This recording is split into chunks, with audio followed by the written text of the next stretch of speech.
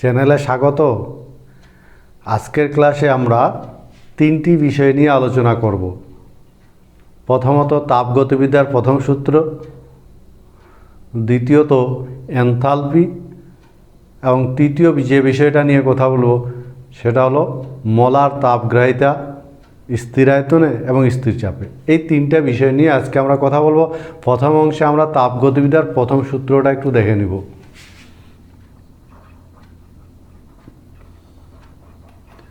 তাপগতিবিদ্যার প্রথম সূত্র।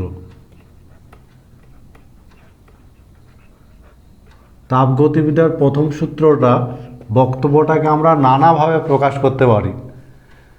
বিভিন্ন বিজ্ঞানী নানাভাবে বক্তব্যটাকে প্রকাশ করার চেষ্টা করেছেন। এরকম বক্তব্য যে মনে রাখবো আমরা বিভিন্ন বক্তব্যগুলো তাপগতিবিদ্যার প্রথম সূত্রের যে বক্তব্যটা আমরা নানাভাবে প্রকাশ করতে পারি। যেমন এই মহাবিশ্বে মোট শক্তির পরিমাণ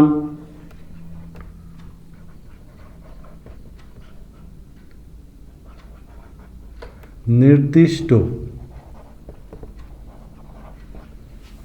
এবং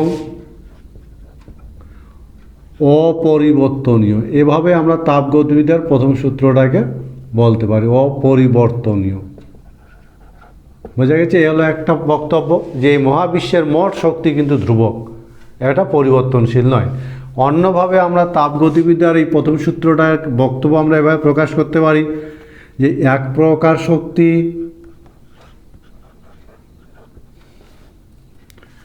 তুল্য পরিমাণে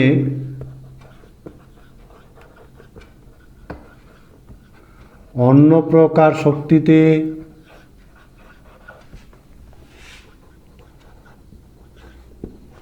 রূপান্তরিত হতে পারে।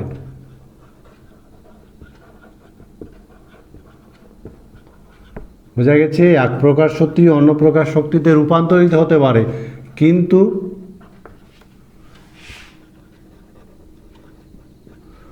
শক্তির সৃষ্টি বা বিনাশ নেই।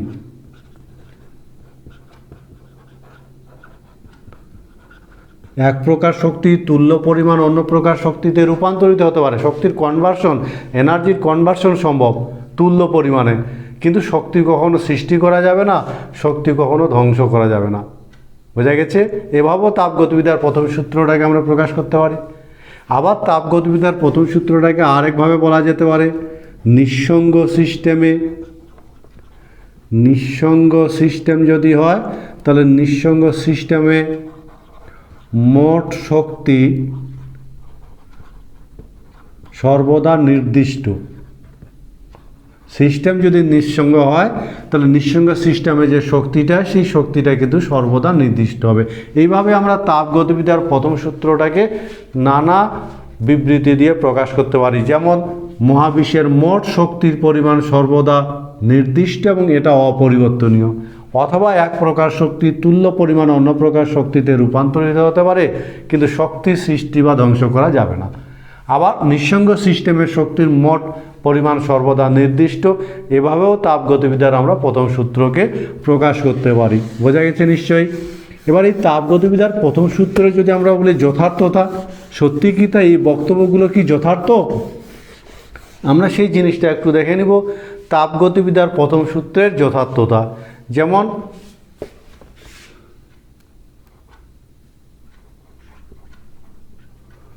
প্রথম সূত্রের যথার্থতা, যেমন প্রথম আমরা যদি দেখি কি তাপ ও কার্য সর্বদা সমতুল্য।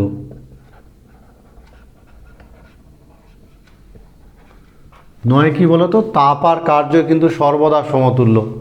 কেন? কারণ যেভাবেই কাজ করা হোক না কেন, যেভাবেই কার্য করা হোক, যেভাবেই কার্য করা হোক 4.2 জুল কার্যের বিনিময় 1 ক্যালোরি তাপ পাওয়া যায়। তাই কিনা বলো? যেভাবে কার্য করা হোক না কেন 4.2 জুল কার্য যদি করা হয় তাহলে 1 ক্যালোরি তাপেই পাওয়া যাবে, 1 ক্যালোরি তাপেই উৎপন্ন হবে, এর কমও হবে না বেশি হবে না। ঠিক আছে, তাহলে এই বক্তব্যটা কি বলো তো, কি নির্দেশ করে? তাপগতিবিদ্যার প্রথম সূত্রে যে বক্তব্যগুলো, সে বক্তব্যগুলো কিন্তু যথেষ্ট। এছাড়াও আমরা যদি আরেকটা জিনিস দেখি, প্রথম শ্রেণীর নিয়ত চলমান যন্ত্র, তো চলমান যন্ত্র কিন্তু আবিষ্কার হয়নি, চলমান যন্ত্র নেই। প্রথম শ্রেণীর নিয়ত চলমান যন্ত্র কি বলো তো? চলমান যন্ত্র কি? চলমান যন্ত্র কিন্তু সম্ভব নয়, মনে থাকবে, সম্ভব নয়। কেন নয়? কোন যন্ত্রকে আমরা প্রথম শ্রেণীর চলমান যন্ত্র বলবো? যে যন্ত্র কি করে বলো তো? চক্রীয় প্রক্রিয়ায় কাজ করে, চক্রীয় প্রক্রিয়ায় কার্য করে। বুঝে গেছে? এমন একটা যন্ত্র, প্রথম শ্রেণীর নিয়ত চলমান যন্ত্র আবিষ্কার করা সম্ভব হয়নি। প্রথম শ্রেণীর নিয়ত চলমান যন্ত্র বলতে কোন যন্ত্র? যে যন্ত্রটা চক্রীয় প্রক্রিয়ায় কাজ করে এবং কোনো কার্য ছাড়া, মনে থাকবে কথাটা কি, কোনো শক্তি ছাড়া কার্য করতে পারে। এরকম কোনো যন্ত্র আছে যে কোনো শক্তি ছাড়াই কার্য করতে পারবে? যদি পারে তাহলে তাকে আমরা বলবো প্রথম শ্রেণীর নিয়ত চলমান যন্ত্র। অথবা কি বলো তো? অথবা কম শক্তি খরচ করে বেশি কার্য করে। এরকম কোনো মেশিন জানা আছে, এরকম কোনো যন্ত্র আমাদের জানা আছে যেটা চক্রীয় প্রক্রিয়ায় কাজ করে এবং কোনো শক্তি খরচ না করে কার্য করতে পারে, অথবা কম শক্তি খরচ করে অধিক কার্য করতে পারে? এই ধরনের যন্ত্র বারবার আবিষ্কার করার চেষ্টা করা হচ্ছে, কিন্তু সফল হওয়া যায়নি, যাবে না। কারণ কখনো এক প্রকার শক্তি আর প্রকার শক্তি পেতে গেলে তুল্য পরিমাণে পাওয়া যাবে, এর কম বেশি পাওয়া যাবে না। ফলে এই ঘটনাটাও কিন্তু তাপগতিবিদ্যার প্রথম সূত্রে যে বক্তব্যগুলো, সে বক্তব্যগুলোকে কিন্তু বলে যথার্থ বক্তব্য।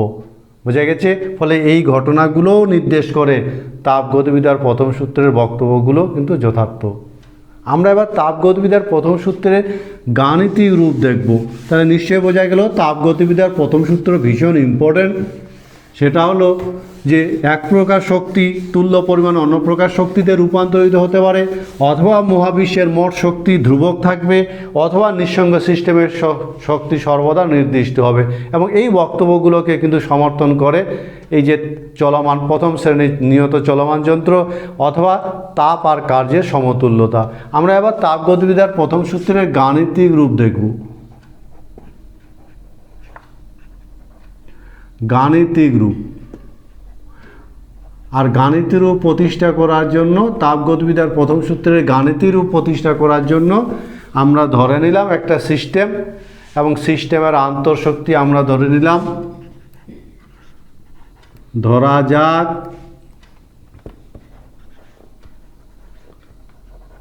সিস্টেমের আন্তঃশক্তি, আগের ক্লাসে আমরা আন্তঃশক্তি নিয়ে আলোচনা করেছি, আন্তঃশক্তি ইউ। এবং আমরা সিস্টেমে কি করলাম? সিস্টেমে কিউ পরিমাণ তাপ প্রয়োগ করা হলো, কিউ পরিমাণ তাপ প্রয়োগ করা হলো, যেটা আন্তঃশক্তি সম্পূর্ণরূপে আন্তঃশক্তি বৃদ্ধি ঘটালো। অতএব কি হবে তাহলে? সিস্টেমের আন্তঃশক্তি হলো ইউ প্লাস কিউ। বোঝা গেছে এই পর্যন্ত? এবার আমরা সিস্টেমের উপর আবার ডাব্লু পরিমাণ কার্য করলাম, সিস্টেমের উপর ডাব্লু পরিমাণ কার্য করা হলো, সিস্টেমের উপর আবার ডাব্লু পরিমাণ কার্য করা হলো। সুতরাং সিস্টেমের আন্তঃশক্তি বেড়ে দাঁড়ালো কত? সিস্টেমের আন্তঃশক্তি বেড়ে কত হলো বলো তো? বেড়ে হলো U plus Q plus W. বোঝা গেছে এই পর্যন্ত? তাহলে সিস্টেমের প্রথম আন্তঃশক্তি ছিল ইউ, কিউ পরিমাণ তাপ প্রয়োগ করার ফলে আন্তঃশক্তি দাঁড়ালো ইউ প্লাস কিউ। আবার সিস্টেমের উপর ডাব্লু পরিমাণ কার্য করার ফলে আন্তঃশক্তি বেড়ে দাঁড়ালো U plus Q plus W. এই কথা বোঝা গেছে? তো আমরা বোঝার সুবিধার জন্য এটা ধরে নিলাম Q1, তাহলে এখানে কি হবে? Q1 U1। এই কথা বোঝা গেছে? এবার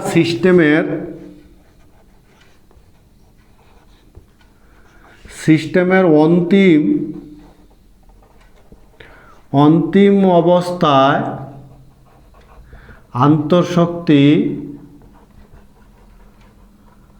আন্তঃশক্তি U2 হলে কি হবে বলো তো? U2 সমান U1 plus Q plus W, অথবা U2 মাইনাস U1 সমান কিউ প্লাস ডাব্লু, অথবা আমরা কি বলতে পারবো? ডেল ইউ সমান কিউ প্লাস ডাব্লু। এইটাকে বলা হয় তাপগতিবিদ্যার প্রথম সূত্রের গাণিতিক রূপ। বোঝা গেছে নিশ্চয়ই? তাহলে তাপগতিবিদ্যার প্রথম সূত্রে গাণিতিক রূপ আমরা প্রতিষ্ঠা করলাম।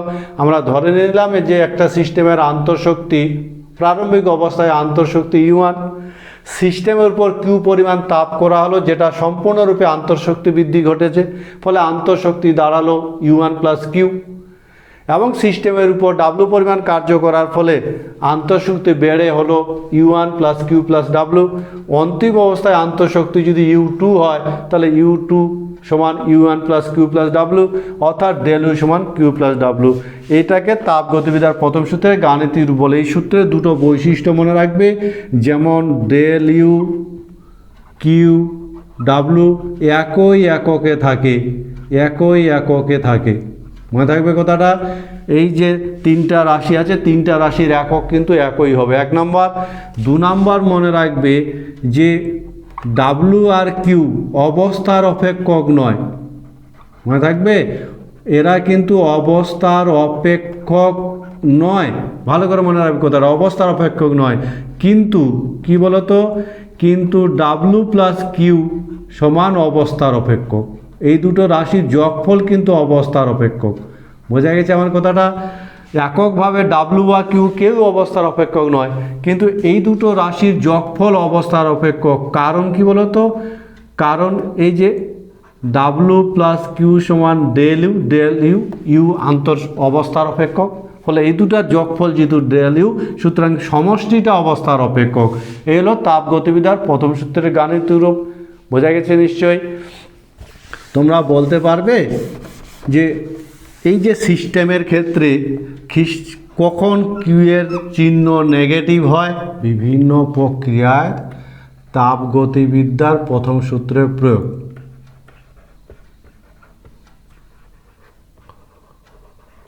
প্রথম সূত্রের আমরা প্রয়োগ দেখব বিভিন্ন প্রক্রিয়ায়। ঠিক আছে? বিভিন্ন প্রক্রিয়ায় তাপগতিবিদ্যার প্রথম সূত্র প্রয়োগ করলে কি দাঁড়াবে?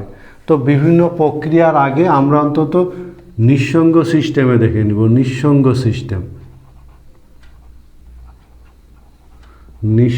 সিস্টেমে তাপগতিবিদ্যার প্রথম সূত্র কি দাঁড়াবে? তো নিঃসঙ্গ সিস্টেম কাকে বলে বলো তো? আমরা পড়েছি তো এই ব্যাপারগুলো। ঠিক আছে? নিঃসঙ্গ সিস্টেমে পরিবেশের সাথে সিস্টেমে কোনো ইন্টারাকশন থাকে না, ফলে নিঃসঙ্গ সিস্টেমে কি হয়? নিঃসঙ্গ সিস্টেমে তাপের আদান প্রদান ঘটে না, ফলে কিউ সমান 0 হয়। তাই কিনা বলো?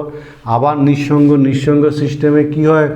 কোনো সিস্টেম দ্বারা বা সিস্টেমের উপর কোনো কার্য হয় না, ফলে ডাব্লু সমান 0 হয়। তাই কিনা বলো? তাহলে নিঃসঙ্গ সিস্টেমে যদি কিউ সমান 0 হয়, ডাব্লু সমান 0 হয়, তাহলে তাপগতিবিদ্যার প্রথম সূত্র কি? তো তাপগতিবিদ্যার প্রথম সূত্র ডেল ইউ সমান কিউ প্লাস ডাব্লু। এটা হলো তাপগতিবিদ্যার প্রথম সূত্র। তাহলে তাপগতিবিদ্যার প্রথম সূত্রটা কি? ডেল ইউ সমান কিউ প্লাস ডাব্লু। এই মানগুলো যদি বসিয়ে দেওয়া যায়, তাহলে ডেল ইউ সমান 0। তাহলে নিঃসঙ্গ সিস্টেমের ক্ষেত্রে কি হবে? আন্তঃশক্তির কিন্তু কোনো পরিবর্তন হবে না। সুতরাং আমরা তাপগতিবিদ্যার প্রথম সূত্র থেকে বলতে পারি, কি বলতে পারি? নিঃসঙ্গ সিস্টেমে আন্তঃশক্তির আন্তঃশক্তির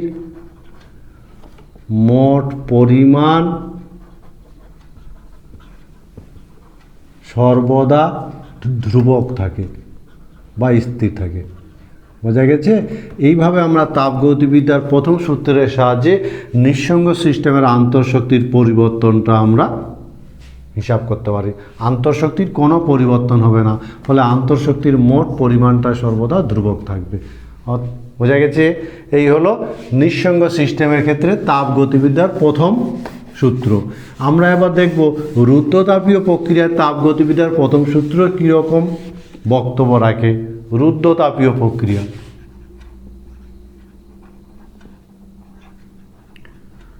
পড়েছি তো রুদ্ধতাপীয় প্রক্রিয়া। রুদ্ধতাপীয় প্রক্রিয়ার বৈশিষ্ট্য আমাদের জানা আছে। কাকে বলে বলো তো? রুদ্ধতাপীয় প্রক্রিয়া যে প্রক্রিয়ায় পরিবেশের সাথে সিস্টেমের তাপের কোনো আদান প্রদান হয় না। ফলে মনে রাখবে রুদ্ধতাপীয় কি সিস্টেমের সঙ্গে পরিবেশের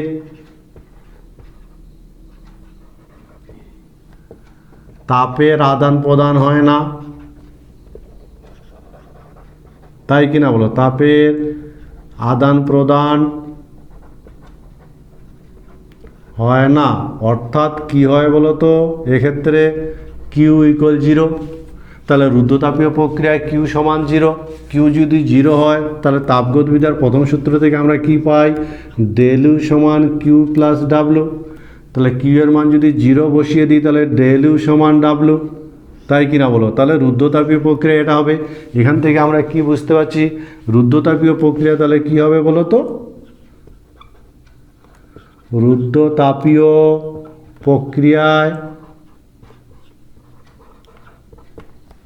কি হবে? সিস্টেমের উপর কৃতকার্য, যে প্লাস ডাব্লু আছে, তাহলে সিস্টেমের উপর কৃতকার্য কি হবে? Del U, positive del U. তাহলে সিস্টেমের উপর কৃতকার্য কি হবে বলতে পারবে তো? সিস্টেমের আন্তঃশক্তি বৃদ্ধির সমান হবে, বৃদ্ধির সমান। এই হলো রুদ্ধতাপীয় প্রক্রিয়ায় যদি আমরা তাপগতিবিদ্যার প্রথম সূত্রে অ্যাপ্লাই করি তাহলে আমরা বলে দিতে পারি কি? সিস্টেমের উপর যতটা কার্য করা হবে সিস্টেমের আন্তঃশক্তির বৃদ্ধি ততটাই হবে। অথবা আমরা অন্যভাবে বলতে পারি, কি বলতে পারি? মাইনাস ডেল ইউ সমান মাইনাস ডাব্লু। এখান থেকে আমরা এর ঠিক বিপরীত কথাটা বলতে পারি। রুদ্ধতাপীয় প্রক্রিয়ায় সিস্টেম যতটা কার্য করবে তার আন্তঃশক্তি ততটাই হ্রাস পাবে।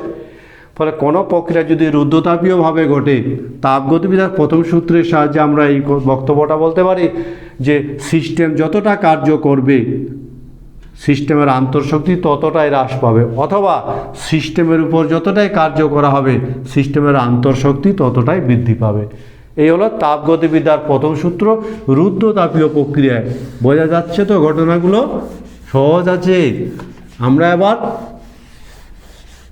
অন্য সিস্টেমে প্রয়োগ করব। চক্রীয় প্রক্রিয়ায় যদি তাপগতিবিদ্যার প্রথম সূত্র প্রয়োগ করি তাহলে কি হবে বলো তো? চক্রীয় প্রক্রিয়া নিশ্চয়ই জানা আছে। কাকে বলে? অন্তিম এবং প্রাথমিক অবস্থা যে প্রক্রিয়ায় কি? চক্রীয় প্রক্রিয়া। তো চক্রীয় প্রক্রিয়ার ক্ষেত্রে কি হয়? আমরা তাপগতিবিদ্যার প্রথম সূত্র থেকে আমরা কি জানি? Q plus W. চক্রীয় প্রক্রিয়ায় কি হবে বলো তো? চক্রীয় প্রক্রিয়ায় আন্তঃশক্তির পরিবর্তন কি হয়? চক্রীয় প্রক্রিয়ায় বলো, চক্রীয় প্রক্রিয়ায় আন্তঃশক্তির পরিবর্তন কি হয়? যেহেতু প্রথম এবং অন্তিম অবস্থায় কি, ফলে আন্তঃশক্তির পরিবর্তন 0 হয়। তাহলে চক্রীয় প্রক্রিয়ায় del U equal 0। Del U equal যদি 0 হয় তাহলে এই জায়গা থেকে আমরা কি পাবো? কিউ প্লাস ডাব্লু সমান 0, তাই কিনা বলো? কি বলতে পারবো তাহলে চক্রীয় প্রক্রিয়ায়? আমরা তাপগতিবিদ্যার প্রথম সূত্রের সাহায্যে বলতে পারবো চক্রীয় প্রক্রিয়ায় কি তাপ ও কার্য যে রাশি দুটো আছে সেই রাশি দুটির কি বলতো? রাশি দুটির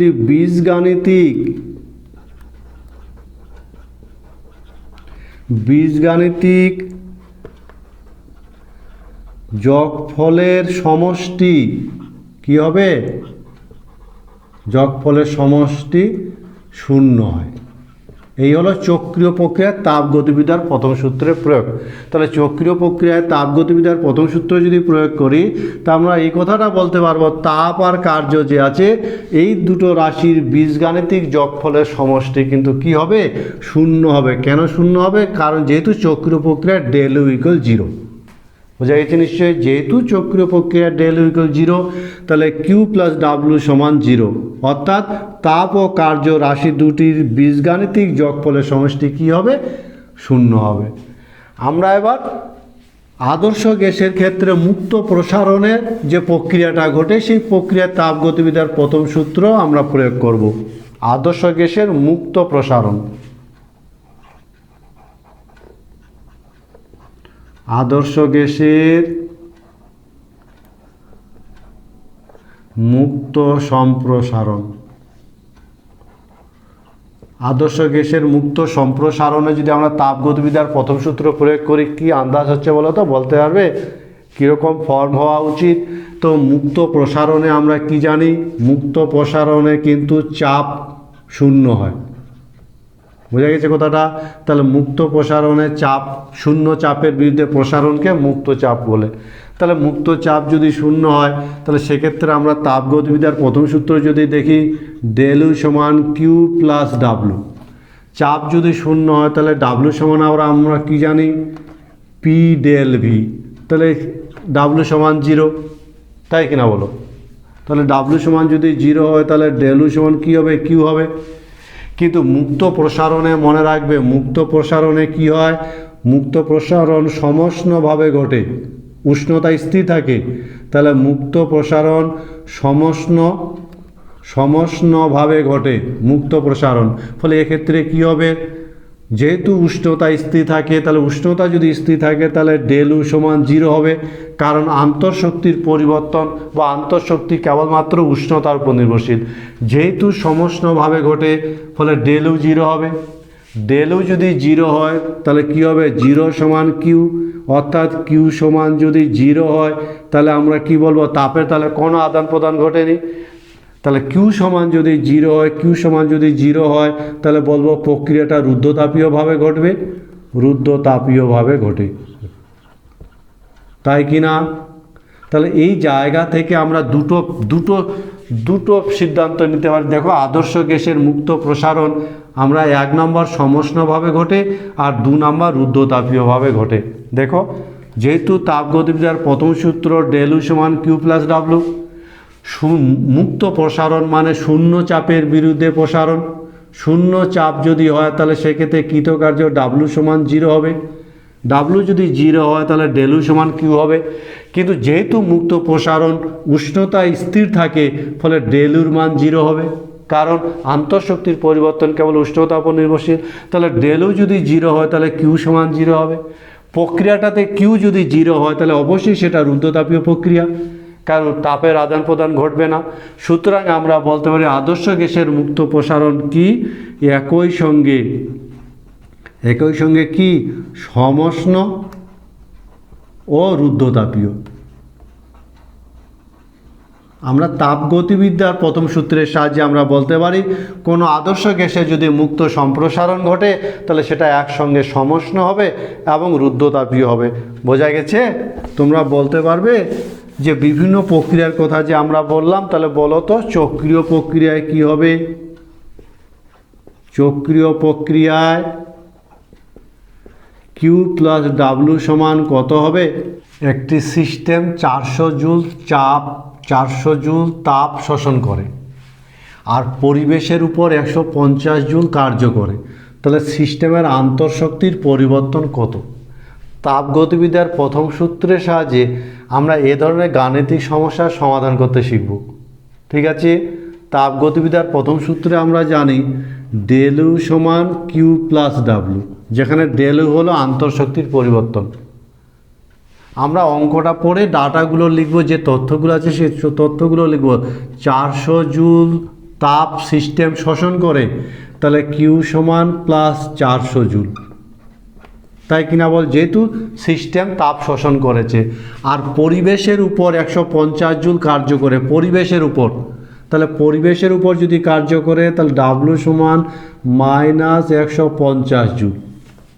ঋণাত্মক কার্য হবে যেহেতু পরিবেশের উপর করেছে, বের করতে হবে আন্তঃশক্তির পরিবর্তন কত হবে। এই হলো প্রদত্ত তথ্য। মান যদি বসিয়ে দেওয়া যায় তাহলে আন্তঃশক্তির পরিবর্তন কত হবে, +400 -150 জুল সমান 250 জুল। এই খুব ছোট্ট অঙ্ক, নিশ্চয়ই বোঝা গেছে।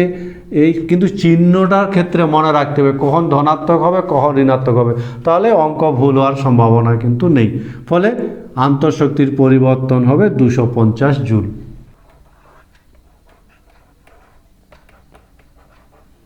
এনথালপি তাপগতিবিদ্যা ভীষণ ইম্পর্টেন্ট একটা টার্ম, আন্তঃশক্তির মতো এনথালপি। ঠিক আছে, আমরা এই এনথালপি সম্পর্কে একটা ধারণা তৈরি করব। এনথালপি বলতে আমরা আসলে কি বুঝব, তো ছোট্ট করে আমরা মনে রাখার চেষ্টা করব। এনথালপি কোনো সিস্টেমের, মনে রাখবে, সিস্টেমের আন্তঃশক্তি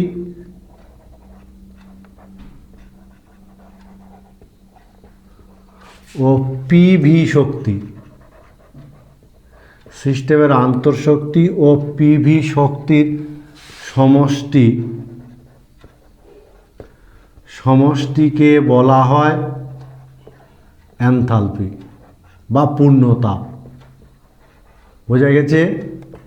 কোন একটা সিস্টেমে যে আন্তঃশক্তি আর পিভি শক্তি, এই দুটো শক্তির সমষ্টিকে বলা হয় সেই সিস্টেমের এনথালপি। ঠিক আছে, এবার পিভি শক্তি বলতে আমরা কি বুঝি বলো তো? পিভি শক্তি বলতে আমরা কি বুঝি? তো পিভি শক্তি বলতে বুঝবে পারিপার্শ্বিক চাপে, মনে রাখ, পারিপার্শ্বিক চাপের প্রভাবে সিস্টেম কি করে একটি স্থির আয়তন লাভ করে। স্থির আয়তন লাভ করায় যে শক্তির অধিকারী হয় তাকে বলা হয় পিভি শক্তি। বোঝা গেছে নিশ্চয়ই?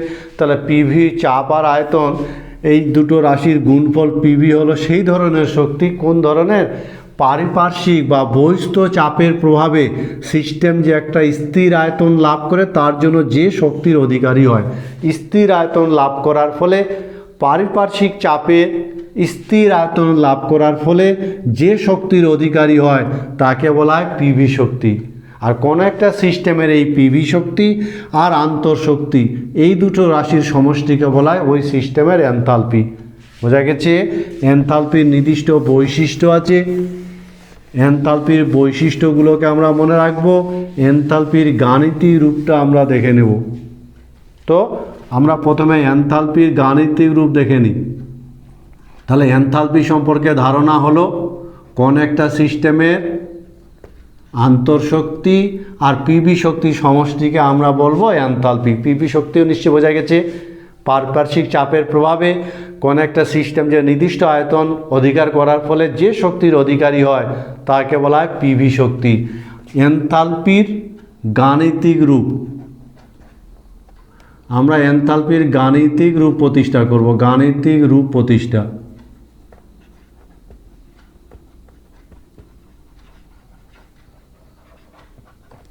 আমরা ধরে নিলাম,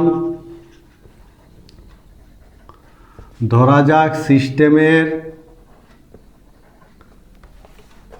এনথালপি H, আন্তঃশক্তি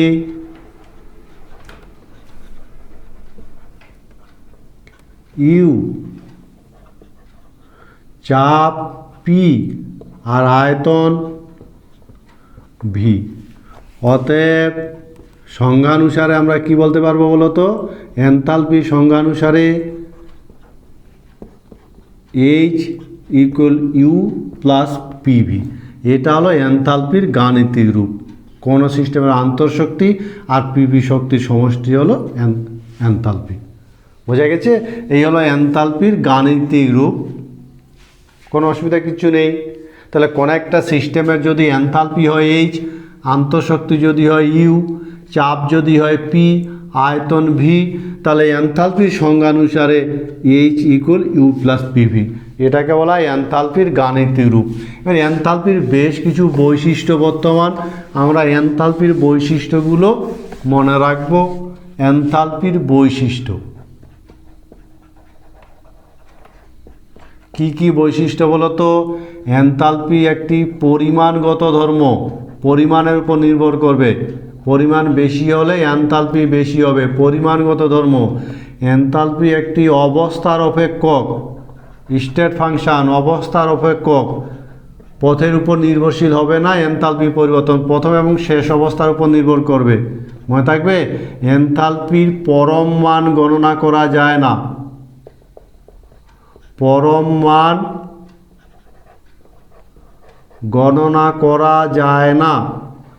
কোনো সিস্টেমের এনথালপির পরম মান কিন্তু গণনা করা যাবে না। মনে থাকবে কথাটা। কেন? কারণ এনথালপির মধ্যে যে আন্তঃশক্তি আছে, আগের ক্লাসে আমরা দেখেছি আন্তঃশক্তিরই পরম মান গণনা করা যায় না। তাহলে এনথালপির পরম মান কী করে গণনা করব? সে কারণে এনথালপির পরম মান গণনা করা যায় না। কিন্তু কি হয়? এনথালপির পরিবর্তন গণনা করা যায়। এনথালপির পরিবর্তন, সিস্টেম একটা সাম্যাবস্থা থেকে যদি আরেকটা সাম্যাবস্থায় পৌঁছায়, তাহলে এনথালপির পরিবর্তন আমরাও গণনা করতে পারি। পরিবর্তন গণনা করা যায়। এই হলো এনথালপির বৈশিষ্ট্য, আমরা মনে রাখব। এনথালপি হলো একটা পরিমাণগত ধর্ম, এনথালপি হলো অবস্থার অপেক্ষক, এনথালপির পরম মান গণনা করা যায় না, যেহেতু আন্তঃশক্তির পরম মান গণনা করা যায় না। আর এনথালপির পরিবর্তন কিন্তু আমরা গণনা করতে পারি যদি সিস্টেম একটা সাম্য অবস্থা থেকে আরেকটা সাম্য অবস্থায় পৌঁছায়। রাসায়নিক বিক্রিয়ায় এনথালপির পরিবর্তনটা একটু দেখে নিব। তাহলে মনে রাখবে, আন্তঃশক্তির তুলনায় এনথালপির গ্রহণযোগ্যতা কিন্তু অনেক বেশি। রাসায়নিক বিক্রিয়ায় এনথালপির বা যে কোনো একটা প্রক্রিয়ায় এনথালপির পরিবর্তন আমরা দেখে নিব। রাসায়নিক বিক্রিয়ায় এনথালপির পরিবর্তন, রাসায়নিক বিক্রিয়ায় এনথালপির পরিবর্তন কীরূপ হবে?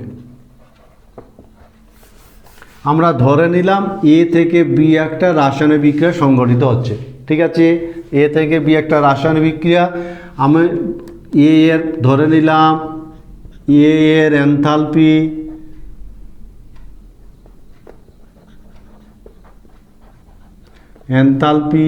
H1 আর বি এর এনথালপি হলো H2।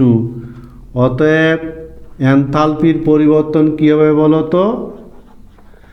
এনথালপির পরিবর্তন বিক্রিয়াজাত পদার্থের এনথালপি থেকে বিক্রিয়ক পদার্থের এনথালপি বিয়োগ করতে হয়, সমান H2 মাইনাস A1। এই হলো রাসায়নিক বিক্রিয়ায় এনথালপির পরিবর্তন। বিক্রিয়াজাত পদার্থের এনথালপি থেকে বিক্রিয়ক পদার্থের এনথালপির বিয়োগ করতে হয়। এবং এক্ষেত্রে দুটো অবস্থা সৃষ্টি হতে পারে। কি?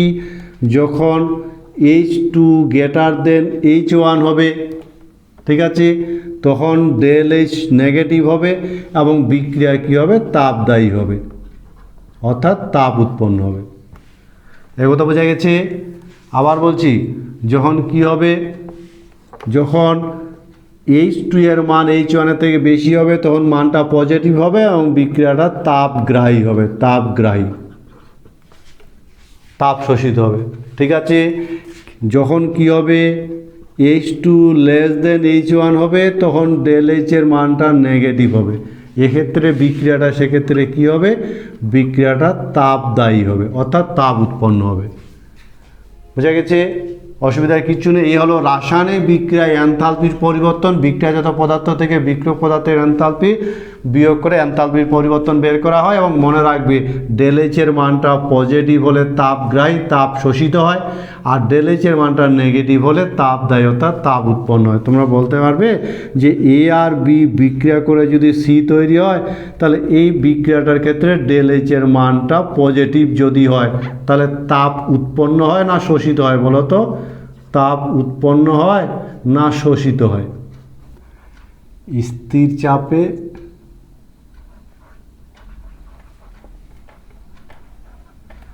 এনথালপির পরিবর্তন গণনা।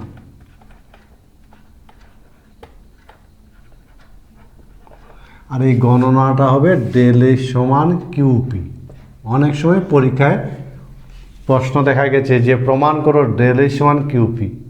ঠিক আছে, আমরা এই রাশিটাই প্রমাণ করব। তার জন্য আমরা ধরে নিলাম যে একটা সিস্টেম, ধরা যাক কোনো সিস্টেমের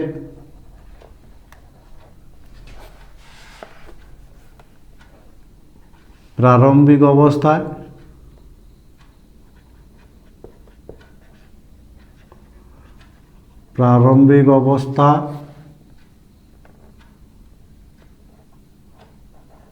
ও অন্তিম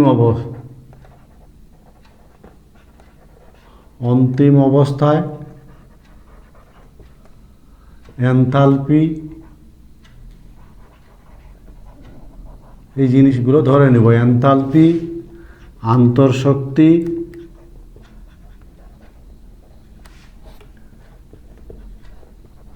চাপ ও আয়তন,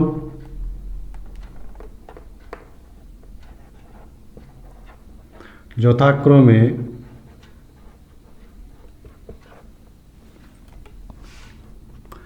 H1 U1 P V1 ও H2 U2 P V2। বোঝা গেছে নিশ্চয়ই? আমরা একটা সিস্টেমের প্রারম্ভিক অবস্থায় ধরে নিলাম এই রাশিগুলো এবং অন্তিম অবস্থায় ধরে নিলাম এই রাশিগুলো। বোঝা গেছে? উদ্দেশ্য আমরা এই রাশিটা প্রমাণ করব। অতএব আমরা কি বলতে পারি তাহলে বলো তো? প্রারম্ভিক অবস্থায় কি হবে? প্রারম্ভিক অবস্থায় H1 সমান U1 প্লাস PV1, আর অন্তিম অবস্থায় কি হবে? অন্তিম অবস্থায় H2 U2 প্লাস PV2, যে P স্থির, চাপটা স্থির। ঠিক আছে, যদি তাই হয় তাহলে আমরা এই সমীকরণটা থেকে উপরের সমীকরণটা যদি বিয়োগ করি তাহলে আমরা কি পাবো? H2 মাইনাস H1 সমান U2 minus U1 plus PV2 minus PV1। ওর আমরা কি বলতে পারবো? ডেল H সমান del U plus P del V. ঠিক আছে, এই পর্যন্ত বোঝা গেছে? সহজ আছে। একটা সমীকরণ থেকে আরেকটা সমীকরণ বিয়োগ করে দিলাম। আমরা তাপগতিবিদ্যার প্রথম সূত্র থেকে জানি কি? ডেল ইউ সমান কিউ প্লাস ডাব্লু, তাই জানি কি না? আবার কার্যের রাশিমালা ডাব্লু সমান কি? Minus P del V. তাহলে কি দাঁড়ালো? ডেল ইউ সমান Q minus P del V. যেহেতু চাপ স্থির আছে তাহলে কিউপি, স্থির চাপে গৃহীত বা বর্জিত তাপ। এই ডেল ইউর মানটা এখানে বসাবো, তাহলে আমরা কি পাবো? ডেল এইচ সমান Q P minus P del V plus P del V. এটা কেটে গেল এই রাশি দুটো, তাহলে আমরা পাবো কি? ডেল এইচ সমান কিউপি। এই হলো স্থির চাপে এনথালপির পরিবর্তনের রাশিমালা। এবং এটা থেকে আমরা খুব সহজে বলতে পারবো স্থির চাপে কোনো সিস্টেম যে পরিমাণ তাপ গ্রহণ করবে তার আন্তঃশক্তির বৃদ্ধি ততটাই ঘটবে। বোঝা গেছে? তাহলে স্থির চাপে এনথালপির পরিবর্তন যদি আমাকে গণনা করতে বলে আমি খুব সহজে গণনা করে দিতে পারবো, গণনা করতে পারবো। আমি ধরে নিব একটা সিস্টেমের প্রারম্ভিক অবস্থায় তাদের আন্তঃশক্তি, এনথালপি ইত্যাদি ইত্যাদি, এবং অন্তিম অবস্থায় এই সমস্ত। তাহলে প্রারম্ভিক অবস্থায় তার এনথালপি হবে এটা, এবং অন্তিম অবস্থায় এনথালপি হবে এটা। এই দুটো সমীকরণ একটা থেকে আরেকটা বিয়োগ করে দিলেই আমরা খুব সহজে কিন্তু এই রাশিটা প্রমাণ করতে পারবো। ঠিক আছে, আমরা এবার দেখব যে এনথালপির পরিবর্তন কীরূপ হবে যদি আদর্শ গ্যাসের সমষ্ণ সংকোচন বা প্রসারণ হয়। বলতে পারবে কোনো আন্দাজ? একটা আদর্শ গ্যাস সমষ্ণভাবে সংকুচিত বা প্রসারিত হচ্ছে, তাহলে এনথালপির পরিবর্তন কতটা হবে না হবে না, এই জিনিসটা আমরা একটু দেখে নেব। বোঝা গেছে? তাহলে সমষ্ণ প্রক্রিয়ায় সমষ্ণ প্রক্রিয়ায় আদর্শ গ্যাসের সংকোচন বা প্রসারণে এনথালপির পরিবর্তন কিরূপ?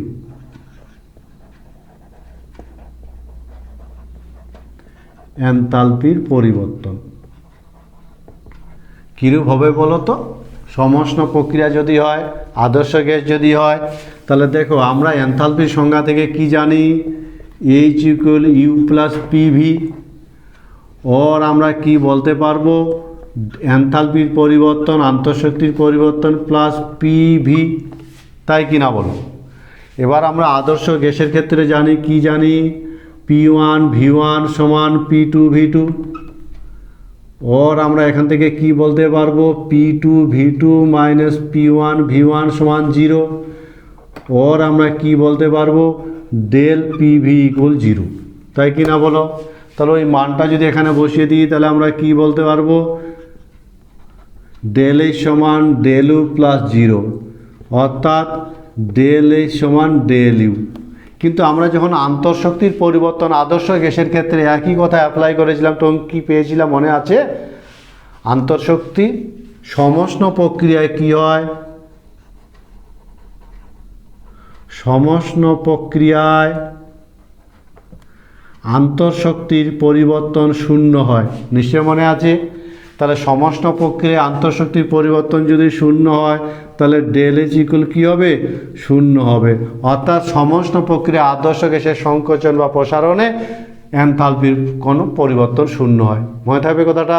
তাহলে সমষ্ণ প্রক্রিয়ায় আদর্শ গ্যাসের সংকোচন বা প্রসারণে এনথালপির কোনো পরিবর্তন ঘটে না। আমরা এবার তৃতীয় অংশ নিয়ে আলোচনা করব। শুরুতে বলেছিলাম আজকে তিনটা বিষয় নিয়ে কথা বলবো। দুটো বিষয় অলরেডি হয়ে গেল, তাপগতিবিদ্যার প্রথম সূত্র এবং এনথালপি। এবার আমরা তাপগ্রাহিতা, মোলার তাপগ্রাহিতা, আপেক্ষিক তাপগ্রাহিতা, এই বিষয়গুলো নিয়ে একটা ছোট্ট ধারণা তৈরি করার চেষ্টা করব। তো জানা আছে তো, নিচু ক্লাসে আমরা দেখেছি তাপগ্রাহিতা কাকে বলে। আজকে থেকে মনে রাখবে ছোট করে, নির্দিষ্ট পরিমাণ কোনো পদার্থ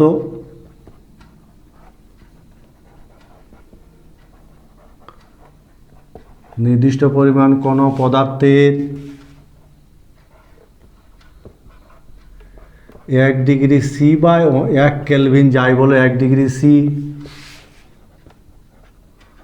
উষ্ণতা বৃদ্ধিতে প্রয়োজনীয় তাপ, এই প্রয়োজনীয় তাপকে বলা হয় তাপগ্রাহিতা। নিশ্চয়ই মনে থাকবে, একদম ছোট্ট করে লিখে দিচ্ছি মনে রাখার সুবিধার জন্য, যাতে পরীক্ষা খুব সহজে লিখতে পারো। কি তাপগ্রাহিতা? তাহলে নির্দিষ্ট পরিমাণ কোনো পদার্থের 1 ডিগ্রি সি উষ্ণতা বৃদ্ধিতে প্রয়োজনীয় তাপকে বলা হয় তাপগ্রাহিতা। ঠিক আছে? তাপগ্রাহিতার বৈশিষ্ট্য মনে রাখবে। তাপগ্রাহিতার বৈশিষ্ট্য হিসাবে আমরা মনে রাখতে পারি, যেমন এটা কিন্তু কি করবে? পদার্থের প্রকৃতির উপর নির্ভর করে। পদার্থের প্রকৃতির উপর নির্ভর করে, 1 নাম্বার। 2 নাম্বার, এটা পরিমাণগত ধর্ম। পরিমাণগত ধর্ম, ঠিক আছে? 3 নাম্বার বৈশিষ্ট্য মনে রাখবে, এটা পথ নির্ভরশীল রাশি। পথ নির্ভরশীল রাশি। এই হলো ছোট্ট স্টেটমেন্ট আমরা মনে রাখবো তাপগ্রাহিতা সম্পর্কে। কোনো অসুবিধা কিছু নেই। তাহলে তাপগ্রাহিতা বলতে আমরা কি বুঝবো? নির্দিষ্ট পরিমাণ কোনো পদার্থের উষ্ণতা 1 ডিগ্রি সি বৃদ্ধির জন্য প্রয়োজনীয় তাপ, 1 ডিগ্রি সি অথবা 1 কেলভিন। এর বৈশিষ্ট্য যেমন এটা প্রকৃতির উপর নির্ভর করে পদার্থের, এটা একটা পরিমাণগত ধর্ম এবং এটা পথ নির্ভরশীল রাশি। আমরা আবার দেখব আপেক্ষিক তাপ বলে আরেকটা টার্ম আছে, নিশ্চয়ই জানা আছে। আপেক্ষিক তাপ, আপেক্ষিক তাপগ্রাহিতা কাকে বলবো? আপেক্ষিক তাপগ্রাহিতা, আপেক্ষিক তাপগ্রাহিতা বলতে আমরা কি বুঝবো বলো তো? আপেক্ষিক তাপগ্রাহিতা সেক্ষেত্রে মনে রাখবে একক ভরের, মনে থাকবে একক ভরের কোনো পদার্থের উষ্ণতা 1 ডিগ্রি সি বা 1 কেলভিন, মনে থাকবে 1 ডিগ্রি সি হতে পারে 1 কেলভিন, 1 ডিগ্রি সি উষ্ণতা বৃদ্ধিতে। এক্ষেত্রে কিন্তু একক ভর উষ্ণতা বৃদ্ধিতে প্রয়োজনীয় তাপ, প্রয়োজনীয় তাপকে বলা হয় আপেক্ষিক তাপগ্রাহিতা। কোনো পদার্থের একক ভরের উষ্ণতা 1 ডিগ্রি বৃদ্ধি করব, এক্ষেত্রে মনে রাখবে আপেক্ষিক তাপগ্রাহিতা এটা কিন্তু অবস্থাগত ধর্ম, অবস্থাগত ধর্ম। ঠিক আছে, এই হলো আপেক্ষিক। আমরা সংজ্ঞাগুলো জাস্ট কাকে বলে আর একটা দুটা বৈশিষ্ট্য মনে রাখার চেষ্টা করব। আপেক্ষিক তাপগ্রাহিতা, তাপগ্রাহিতা। আমরা এবার দেখব মোলার তাপগ্রাহিতা কাকে বলে, সংজ্ঞাগুলো সহজে বলা যাবে। মোলার তাপগ্রাহিতা, ঠিক আছে, কাকে বলবো বলো তো? মোলার তাপগ্রাহিতা, মোলার তাপগ্রাহিতা কাকে বলা হয়? মোলার তাপগ্রাহিতা 1 মল কোনো পদার্থের, 1 মল পদার্থের উষ্ণতা 1 ডিগ্রি সি বা 1 কেলভিন বৃদ্ধিতে প্রয়োজনীয় তাপ, তাই কিনা বলো? খুব সহজ আছে। তাহলে মোলার তাপগ্রাহিতা বলতে আমরা কি বুঝবো? 1 মল কোনো পদার্থের উষ্ণতা 1 ডিগ্রি বৃদ্ধির জন্য যে পরিমাণ তাপ লাগবে, এবং এটা কি একটা অবস্থাগত ধর্ম। মনে রাখবে মোলার তাপগ্রাহিতা অবস্থাগত ধর্ম, অবস্থাগত ধর্ম, এবং একে সিএম সিম্বল দিয়ে প্রকাশ করা হয়। এই হলো মোলার তাপগ্রাহিতা। এবার মোলার তাপগ্রাহিতা কিন্তু দুরকম হতে পারে। মোলার তাপগ্রাহিতা দুরকম হবে, মনে রাখবে মোলার তাপগ্রাহিতা দুরকম হয়। স্থির আয়তনে মোলার তাপগ্রাহিতা, স্থির আয়তনে মোলার তাপগ্রাহিতা, স্থির আয়তনে মোলার তাপগ্রাহিতা যাকে CVM দিয়ে প্রকাশ করা হয়।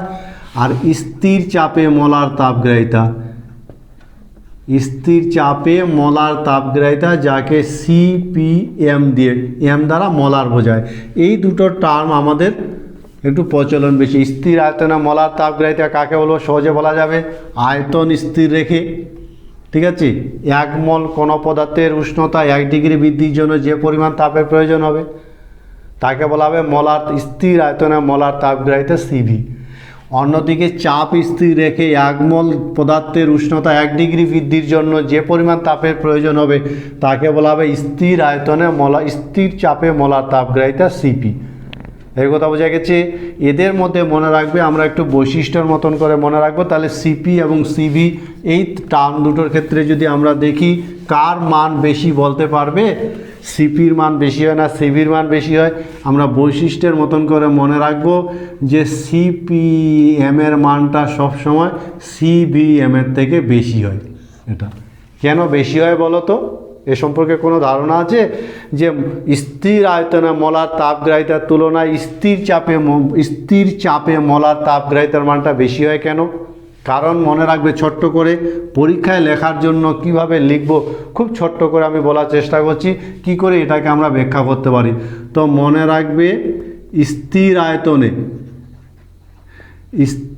আয়তনে যে গৃহীত তাপ, মনে করে স্থির আয়তনে গৃহীত তাপ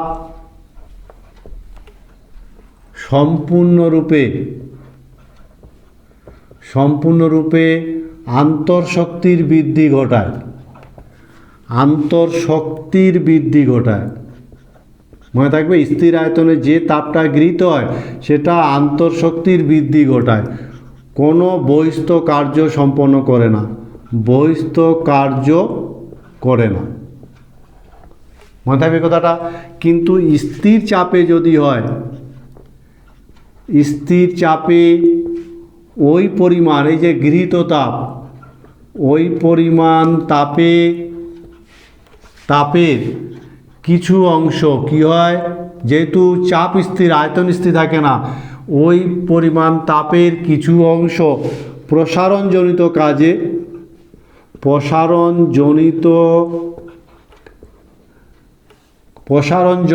কাজ করে। বোঝা গেছে? প্রসারণজনিত কাজ করে। আর বাকি অংশ কি হয়? বাকি অংশ আন্তঃশক্তির বৃদ্ধি ঘটায়। মনে থাকবে কথাটা, বাকি অংশ আন্তঃশক্তির বৃদ্ধি ঘটায়। তাহলে ঘটনাটা নিশ্চয়ই বোঝা গেল যে একই পরিমাণ তাপ স্থির আয়তনে যদি গৃহীত হয় তাহলে সম্পূর্ণরূপে আন্তঃশক্তির বৃদ্ধি ঘটাবে, কিন্তু স্থির চাপে যদি ওই পরিমাণ তাপে গ্রহণ করে তাহলে সেক্ষেত্রে এর কিছু অংশ কিন্তু প্রসারণজনিত কাজে ব্যয় হবে।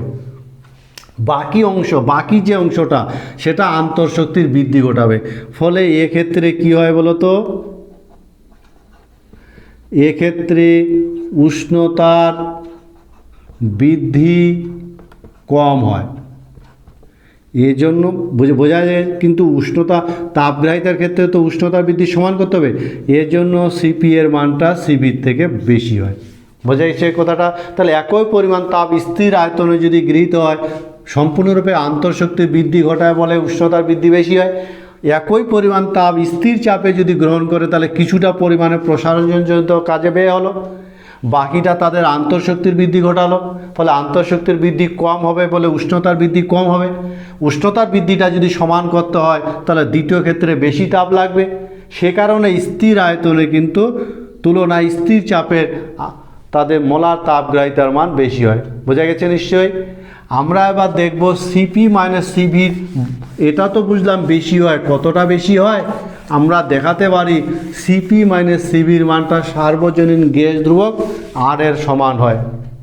আমরা দেখাতে পারি, কি দেখাতে পারি, যে সিপিএম মাইনাস সিবিএম এই মানটা আর এর সমান হয়। ঠিক আছে, এটা আমরা খুব সহজে দেখতে, আমরা কি জানি, আমরা জানি এই সমান ইউ প্লাস পিভি। আবার আমরা আদর্শ গ্যাস সমীকরণ থেকে জানি পিভি সমান আরটি। তাহলে কি হবে, এইচ সমান ইউ প্লাস আরটি। এই কথা বোঝা গেছে? এবার আমরা কি করব, তাহলে বলো তো, ডিএইচ বাই ডিটি সমান ডিইউ বাই ডিটি প্লাস আর। কিন্তু আমরা কি জানি, ডিএইচ বাই ডিটি এনথালপি পরিবর্তন, এটা সমান কি হবে, স্থির আয়তনে গৃহীত বা বর্জিত তাপের সমান হয়। এনথালপির পরিবর্তন আবার কি হয়, স্থির আয়তনে গৃহীত বা বর্জিত তাপের সমান হয় প্লাস আর, অর্থাৎ সিপিএম মাইনাস সিবিএম সমান আর। খুব সহজে আমরা কিন্তু এটা প্রমাণ করতে পারি। বোঝা গেছে? ফলে স্থির আয়তনে বিক্রিয়া তাপ এবং স্থির চাপ বিক্রিয়া তাপ এই দুটো রাশির যে পার্থক্যটা সেটা গ্যাস ধ্রুবক আর এর সমান হয়। আমরা খুব সহজে এই জিনিসটাকে প্রমাণ করতে পারি। বোঝা গেছে? তোমরা বলতে পারবে এই যে আলোচনাটা শেষে যে তাপগ্রাহিতা আমরা রাশিটা পেলাম, তাপগ্রাহিতা, বলো তো এটা কি ধরনের ধর্ম?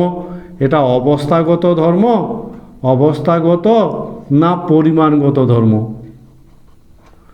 অবস্থাগত ধর্ম না পরিমাণগত ধর্ম? বলো তো, বলতে পারবে অবস্থাগত ধর্ম না পরিমাণগত ধর্ম? এটা 90 গ্রাম জলের উষ্ণতা 30 ডিগ্রি সি থেকে 100 ডিগ্রি সিতে বৃদ্ধি করতে কত পরিমাণ তাপের প্রয়োজন? আমরা তাপগ্রাহিতার এই অঙ্কটাকে সমাধান করার চেষ্টা করব। তাপগ্রাহিতার অঙ্ক বিভিন্ন কম্পিটিটিভ পরীক্ষায় উচ্চ মাধ্যমিকে কিন্তু থাকেই। দেখো থেকে এই অঙ্কটা কিভাবে সমাধান করা যেতে পারে। 90 গ্রাম জলের উষ্ণতা 30 ডিগ্রি সি থেকে 100 ডিগ্রিতে বৃদ্ধি করতে প্রয়োজনীয় তাপের পরিমাণ যদি কিউ হয় তাহলে আমরা জানি কিউ সমান M CP T2 minus T1, এভাবে আমরা করে থাকি, অথবা ডেল টি। ঠিক আছে, এই ফর্মুলায় বসিয়ে দিয়ে আমরা অঙ্কটা করব। তো আমরা তথ্যগুলো লিখি। এম এর মান কত, 90 গ্রাম, এবং 30 ডিগ্রি থেকে 100 ডিগ্রিতে নিয়ে যাবে, তাহলে ডেল টি সমান কত, 100 মাইনাস 30 ডিগ্রি সি সমান 70 ডিগ্রি সি সমান 70 কেলভিন, কারণ পার্থক্যটা উভয় স্কেলে একই হয়। ঠিক আছে, এক্ষেত্রে সিপির মান কত, দেখো সিপির মানটা আমরা এখানে 90 গ্রামের কথা বলছি, 90 গ্রাম, কিন্তু এখানে যে স্থির চাপে মোলার তাপগ্রাহিতার মান মলে দেওয়া আছে, কাজে এই জায়গাটা ভালো করে খেয়াল করতে হবে যে আমার যে সিপির মানটা মল এককে দেওয়া আছে আর আমি গ্রামে নির্ণয় করব, দুটোর একই জাতীয় না করে নিলে কিন্তু অঙ্ক গণ্ডগোল হয়ে যাবে। ফলে 1 মোলের জন্য যদি মোলার তাপগ্রাহিতা এত হয় তাহলে আমাকে 1 গ্রামের জন্য আমি বের করে নিব। তাহলে কি হবে, 75.3 by 18 joule per gram per kelvin. তাহলে কিন্তু এক জাতীয় গ্রাম গ্রাম হয়ে গেল। বোঝা গেছে এই কথাটা? এবার মানগুলো বসিয়ে দিব। এম এর মান কত? 90। সিপি এর মান কত? 75.3 বাই 18। টি এর মান কত? 70। ঠিক আছে, এত জুল। তাহলে এটাকে যদি আমরা ক্যালকুলেটরে বের করি, তাহলে ক্যালকুলেটরে যে মানটা বের হবে, উত্তরটা লেখা আছে, এই মানটা হবে 26334 জুল। সুতরাং প্রয়োজনীয় তাপের পরিমাণ হবে এত জুল। এভাবে খুব সহজে আমরা যে তথ্যগুলো দেওয়া থাকবে সেই তথ্যগুলোকে একই জাতীয় যদি না থাকে এক জাতীয় করে নিতে হবে, আর যদি একই জাতীয় একক থাকে তাহলে অসুবিধার কিছু নেই। সাধারণত এই ধরনের জায়গায় যে মোলার তাপগ্রাহিতার মান দেওয়া আছে সেই জায়গা থেকে দেখে নিতে হয় অঙ্কটা একই জাতীয় থাকছে কি না, না থাকলে করে নিতে হবে। এবং খুব সহজে ফর্মুলা বসিয়ে দিয়ে এই জাতীয় অঙ্কগুলো আমরা তাপগ্রাহিতার অঙ্কগুলো খুব সহজে করতে পারি। আর এরই সাথে আজকের আলোচনা তো এখানে শেষ হলো। তিনটি বিষয় নিয়ে, ভীষণ গুরুত্বপূর্ণ তিনটি বিষয় নিয়ে আমি বোঝাবার চেষ্টা করলাম। তাপগতিবিদ্যার প্রথম সূত্র, তাপগতিবিদ্যার প্রথম সূত্রের যথার্থতা এবং বিভিন্ন প্রক্রিয়া তাপগতিবিদ্যার প্রথম সূত্র প্রয়োগ করলে কি দাঁড়ায়, বিভিন্ন প্রক্রিয়াগুলো কীভাবে ব্যাখ্যা করতে পারি। সেই সঙ্গে আরও একটা ইম্পর্টেন্ট টার্ম এনথালপি, এবং আন্তঃশক্তির তুলনায় এনথালপির গ্রহণযোগ্যতা অনেক বেশি, কারণ প্রকৃতির মধ্যে বেশিরভাগ ঘটনা স্থির চাপে ঘটে। সেই সঙ্গে কোনো একটা পদার্থর নির্দিষ্ট পরিমাণ পদার্থ যে তাপ গ্রহণ করবে, সেই তাপ গ্রহণের যে বিভিন্ন টার্মগুলো, আপেক্ষিক তাপগ্রাহিতা, মোলার তাপগ্রাহিতা, স্থির আয়তন আপেক্ষিক তাপগ্রাহিতা, স্থির চাপে মোলার তাপগ্রাহিতা ইত্যাদি বিষয়গুলো নিয়ে আমরা গল্প করলাম, আলোচনা করলাম। শেষে আমরা একটা অঙ্কর সাহায্যে সেই ধারণাটাকে আরও দৃঢ় করার চেষ্টা করলাম। আমার মনে হয় ভালো লেগেছে। আমার সাথে থাকার জন্য ধন্যবাদ, এবং এই ধারণাগুলো তোমাদের দীর্ঘদিন খুব ভালোভাবে মাথার মধ্যে থাকবে এই প্রত্যাশা রেখে আজকের ক্লাসটা এখানে শেষ করছি।